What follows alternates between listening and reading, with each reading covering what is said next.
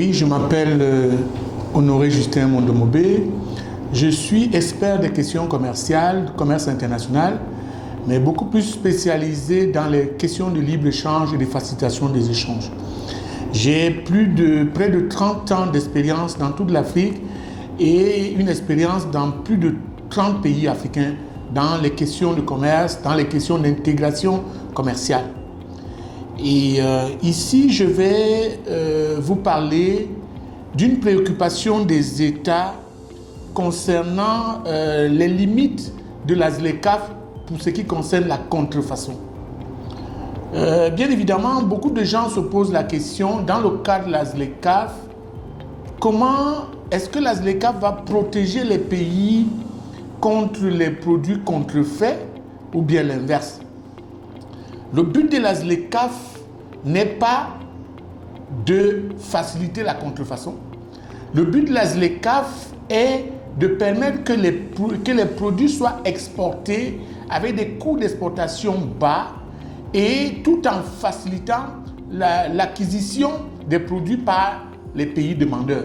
Donc en réalité, si un produit qui était initialement de provenance asiatique va être de provenance africaine avec des coûts de production plus bas, avec des coûts de transport et de logistique beaucoup plus compréhensifs. Et ça va donc permettre aux Africains d'avoir des produits à bas coût, mais aussi d'avoir des marchés conquis à proximité. Donc je pense qu'il faut éviter de voir la ZLECAf comme une facilitation de la contrefaçon, parce que les produits contrefaits ne pourront pas être transigés. La ZLECAf va beaucoup plus se pencher sur les produits d'origine. C'est pour ça qu'on parle des règles d'origine. C'est-à-dire qu'on va savoir pour chaque pays quel est le produit qui est fait et où est-ce que ce pays va. Donc ce qui fait qu'il n'y aura pas de place pour la contrefaçon, parce que de toute façon, la contrefaçon ne passera pas les mailles des exportations entre les pays.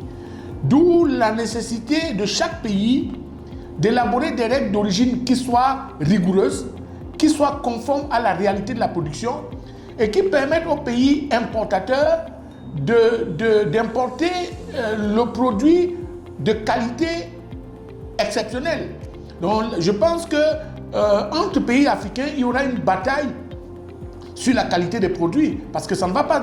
Le libre-échange ne veut pas dire le désordre, c'est-à-dire les règles de qualité, les règles de normes continueront à être respectées, mais les marchés ne seront plus contingentés comme avant. C'est-à-dire que les pays hors Afrique avaient la possibilité de contingenter des marchés, de mettre en place des obstacles techniques qui empêchaient aux produits de s'échanger. Donc je pense que la ZLECAf va plutôt lutter contre la contrefaçon, surtout dans le secteur du médicament. Si l'antibiotique est importé d'un pays comme le Maroc, alors je pense que si le Maroc est producteur d'antibiotiques, ce serait plus facile pour que cet antibiotique arrive dans des marchés moins chers que l'antibiotique produit en Europe. Et naturellement, si c'est moins cher, ça va décourager complètement les fabricants frauduleux et ça va décourager complètement la contrefaçon.